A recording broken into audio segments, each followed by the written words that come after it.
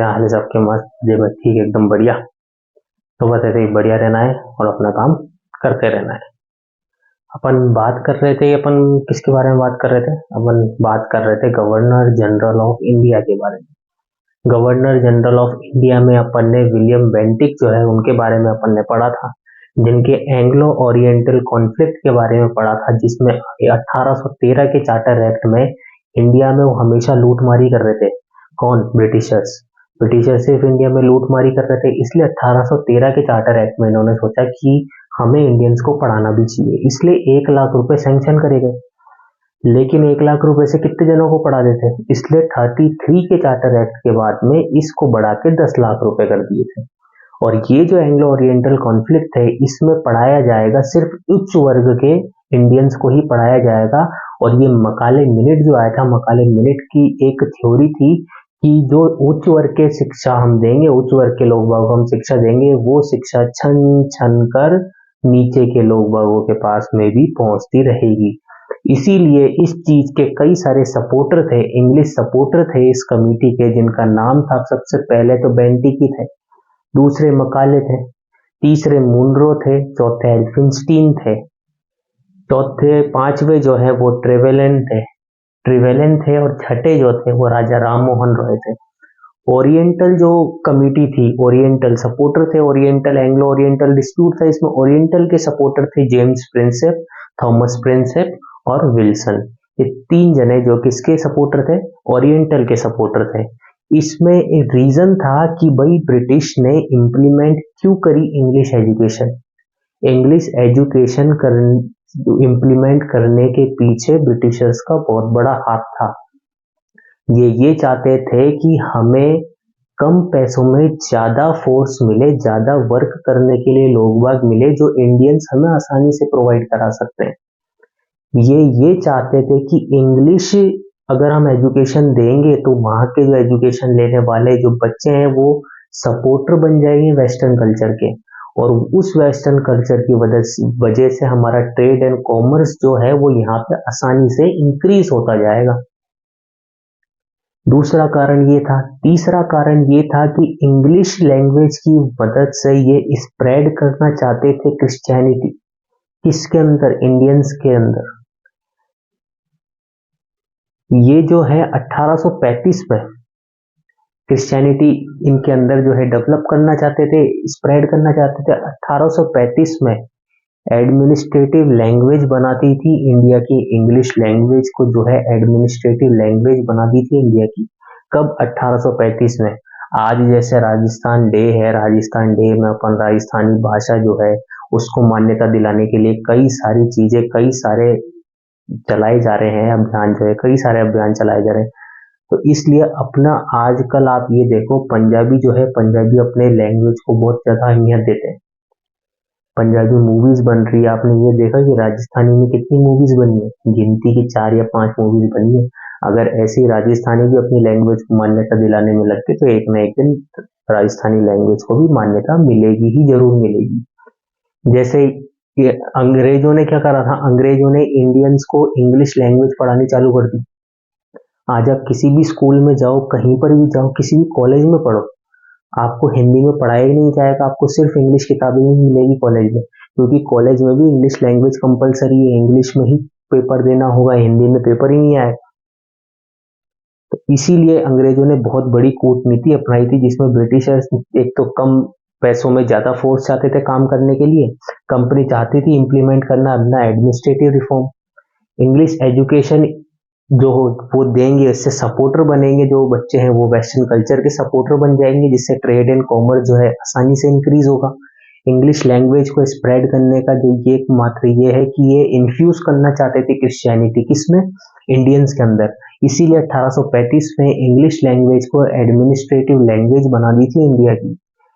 Bentinck जो थे, William Bentinck, वो ये चीज के विरोध में थे कि आप जो है प्रतिबंध मत लगाओ प्रेस पे। प्रेस जो है, मीडिया जो है, आप इस प्रेस पे जो है प्रतिबंध मत लगाओ, क्योंकि प्रेस एक ऐसा माध्यम है जिससे सबको जो है नई नई चीजें जानने का भी, अलग अलग चीजें देखने का, क्या क्या हो रहा है क्या नहीं हो रहा है, उस सब चीजें जानने का मौका मिलता है। तो ये चीज इन्होंने अगेंस्ट है किसके, प्रतिबंध लगाने के, प्रेस पे प्रतिबंध लगाने की। बेंटिक ने मर्ज करा था 1831 में मैसूर को, 34 में कुर्ग और कच्चर को, इसमें ब्रिटिश इंडिया में। मकाले जो है उभर के आए थे, जैसे मकाले मिलिट्री ने निकाला, तो मकाले जो है लीगल मेंबर बन गए थे इंडिया के। लीगल मेंबर बनने के बाद में मकाले ने कोडिफिकेशन करा इंडिया के लॉज का। लॉज का क्या करा, कोडिफिकेशन करा। किसने करा था, मकाले ने करा था। क्या करा था, कोडिफिकेशन करा था मकाले ने। किसका, इंडियंस के लॉज का। तो एक बार इसका वापस से रिवीजन करते हैं कि इंग्लिश सपोर्टर कौन थे, बेंटिक, मैकाले, मुनरो, एल्फिंस्टीन, ट्रेवेलिन और राजा राम मोहन रॉय। सपोर्टर थे ओरिएंटल के, कौन कौन सपोर्टर थे, जेम्स प्रिंसेप, थॉमस प्रिंसेप और विल्सन। रीजन क्या था, ब्रिटिशर्स को इम्प्लीमेंट करने का इंग्लिश एजुकेशन को, कि ब्रिटिशर्स को चाहिए लो वर्क फोर्स और इंडिया जो है इस चीज को इजीली प्रोवाइड करा सकते हैं। कंपनी चाहती थी इम्प्लीमेंट करना अपने एडमिनिस्ट्रेटिव रिफॉर्म्स को। इंग्लिश एजुकेशन जो है इंडियंस की, इंग्लिश एजुकेशन इसलिए दे रहे थे ब्रिटिशर्स इंडियंस को कि ये सपोर्टर बने किसके, वेस्टर्न कल्चर के, और इनका जो ट्रेड एंड कॉमर्स है ब्रिटिशर्स का वो जो है इंक्रीज हो। इंग्लिश लैंग्वेज स्प्रेड इसीलिए कर रहे थे ब्रिटिशर्स कि ये जो है क्रिश्चियनिटी को इन्फ्यूज करना चाहते थे इंडियंस के अंदर। 1835 में इंग्लिश जो है एडमिनिस्ट्रेटिव लैंग्वेज बन गई थी किसकी, इंडिया की। बेंटिक अगेंस्ट थे, किसके अगेंस्ट थे, बेंटिक सेंसरशिप ऑफ प्रेस के अगेंस्ट थे। इन्होंने मर्ज करा था 1831 में मैसूर को, 34 में कुर्ग और कच्चर को, किसमें, ब्रिटिश इंडिया में। मकाले जो है लीगल मेंबर बन गए थे इंडिया के। इन्होंने कोडिफिकेशन करा था इंडिया के लॉज, इंडिया के लॉज का क्या करा था, कोडिफिकेशन करा था। चार्ल्स मेटकॉफ के बारे में अपन बात करते हैं। चार्ल्स मेटकॉफ के बारे में सिर्फ एक चीज याद रखने वाली है कि इनको सेवियर बोला जाता है प्रेस का। क्या बोला जाता है इनको, सेवियर बोला जाता है प्रेस का। और जब राजस्थान हिस्ट्री आप पढ़ी रहे हो, राजस्थान हिस्ट्री में जितनी भी संधियां है राजस्थान की, राजस्थान के प्रिंसली स्टेट के साथ में जितनी भी संधियां करी है, उसमें ब्रिटिश रिप्रेजेंटेटिव जो है चार्ल्स मेटकॉफ रहे हैं। और ये जो सारी संधियां हुई है राजस्थान के साथ में, वो 1818 में हुई है।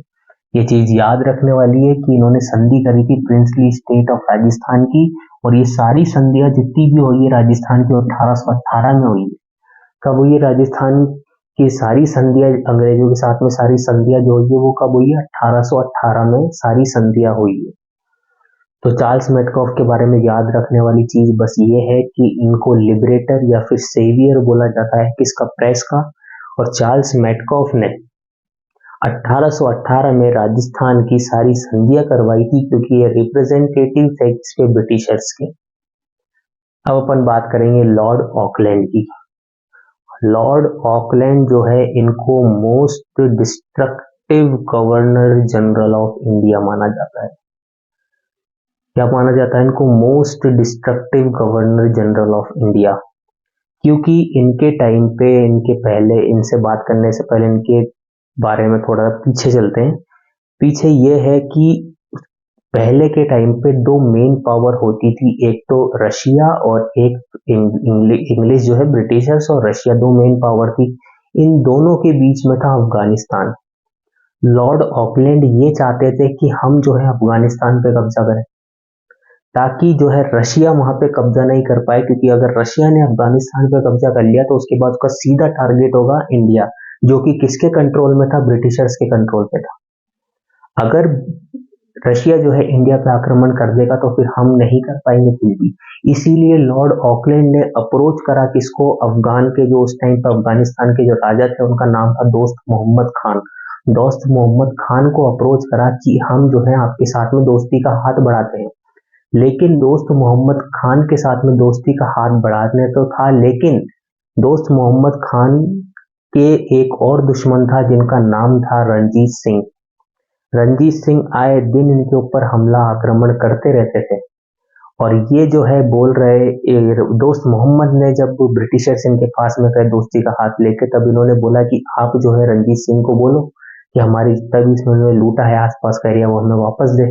लेकिन अंग्रेज जो ऐसा नहीं कर सकते रणजीत सिंह के साथ में, क्योंकि अंग्रेजों और रणजीत सिंह के बीच में अमृतसर की संधि साइन हुई थी, जिसमें अंग्रेज और रणजीत सिंह के बीच में ये फाइनल हुआ था कि रणजीत सिंह जो है सतलज रिवर के पार तक अपना साम्राज्य एस्टेब्लिश कर सकते हैं, इसीलिए वो कुछ बोल नहीं सकते थे। तो इनके बीच में, और अंग्रेज ये चाहते थे कि हम जो है अफगानिस्तान पे कब्जा करें, तो अंग्रेज इंतजार कर रहे थे किसी एक चीज का कि एक अंग्रेजों ने इंतजार करा, इंतजार करने के बाद में अफगानिस्तान में एक पावर डेवलप हुई जिसका नाम था शाह सूजा।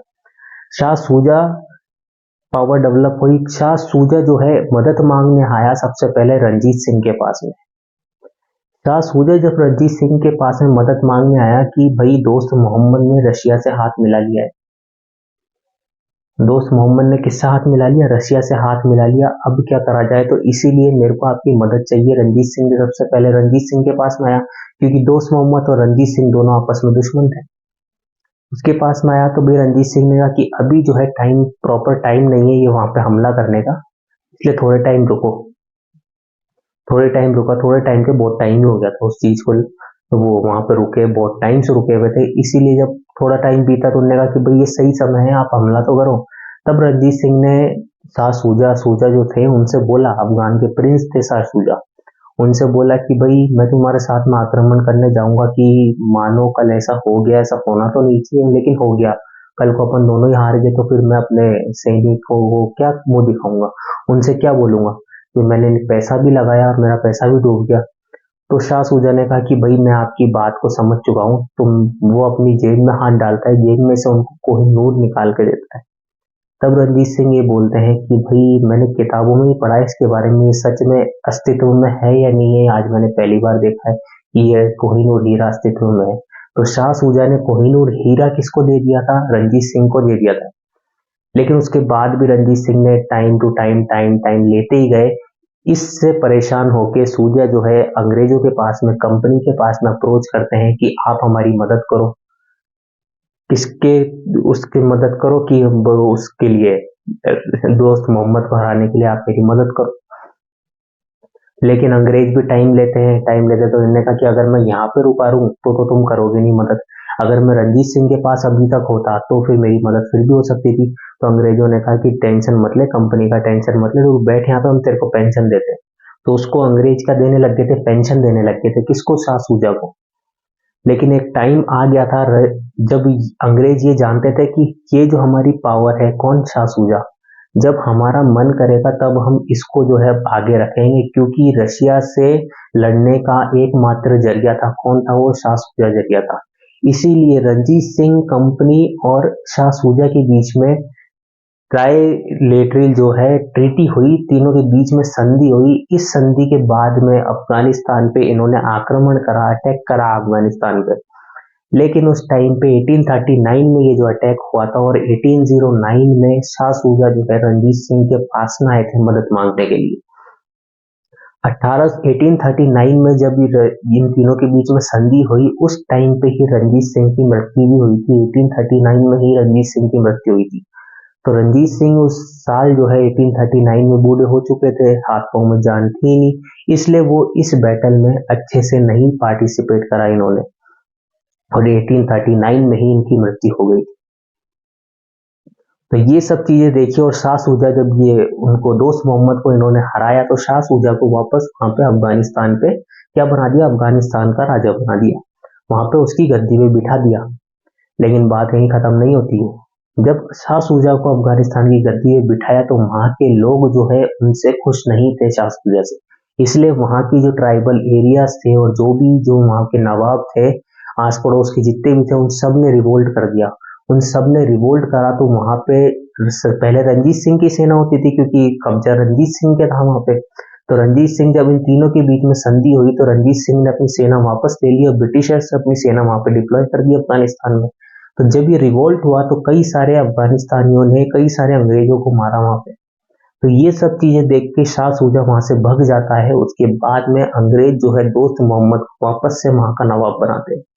दोस्त मोहम्मद को वापस से कहाँ का नवाब बनाते हैं, अफगानिस्तान का नवाब बनाते हैं। तो ये क्या था, पहला आंग्ले, कौन सा, फर्स्ट एंग्लो अफगान वॉर था, पहला आंग्ले अफगान वॉर था, जो कि कहाँ पे हुआ था, दोस्त मोहम्मद, क्या था, दोस्त मोहम्मद ने अफगानिस्तान का जो था, इसने फ्रेंडशिप कर ली थी रशिया से, 1809 में अफगान का प्रिंस जो था सूजा, ये रंजीत सिंह के पास में आया था मदद मांगने के लिए, और इसको क्या दे के क्या था, कोहिनूर। के बाद में सूजा जो है कंपनी के पास में गया मदद मांगने के लिए, कंपनी ने भी इसको क्या दे दी, पेंशन दे दी। 39 में इन तीनों के बीच में एक संधि होती है, कंपनी, रणजीत सिंह और सूजा के बीच में संधि होती है। ये अटैक करते हैं अफगानिस्तान पे और शाह सूजा को जो है वहां का प्रिंस बना देते हैं, राजा बना देते हैं। रणजीत सिंह ने जो पार्टिसिपेट नहीं करा था एक्टिवली इस युद्ध में, क्योंकि उस टाइम पे रणजीत सिंह की तबीयत खराब थी और उनका आखिरी समय चल रहा था। तो ये है पहला आंग्ले अफगान वॉर। एक बात ये है ऑकलैंड के बारे में कि इन्होंने कंस्ट्रक्ट कराया था ग्रैंड ट्रंक रोड, कलकत्ता से दिल्ली तक का। ये याद रखने वाला है कि भाई इन्होंने क्या कंस्ट्रक्ट कराया था, ग्रैंड ट्रंक रोड कंस्ट्रक्ट कराया था, कहां से, कलकत्ता टू दिल्ली। और लॉर्ड ऑकलैंड को most destructive governor general of India माना जाता है। क्या माना जाता है, most destructive governor general of India. तो ये होती है बात किस किस की, अपन ने बेंटिक के बारे में पूरा कवर कर लिया, रीजंस देख लिए इनके। अपन ने चार्ल्स मेटकॉफ के बारे में पढ़ा, जो इनको सेवियर ऑफ प्रेस बोला जाता है, और इन्होंने ही राजस्थान की सारी संधियां करी थी 1818 में, रिप्रेजेंटेटिव ऑफ ब्रिटिशर्स बन के, ब्रिटिशर्स के रिप्रेजेंटेटिव बन के। अपन ने लॉर्ड ऑकलैंड के बारे में बात करी, जिन्होंने कंस्ट्रक्ट करा था ग्रैंड ट्रंक रोड, कहां से, कलकत्ता टू दिल्ली। पहला एंग्लो अफगान वॉर के बारे में पढ़ा, जिसमें क्या था, दोस्त मोहम्मद ने दोस्ती कर ली थी रशिया से, दोस्त ने ही दोस्ती कर ली रशिया से।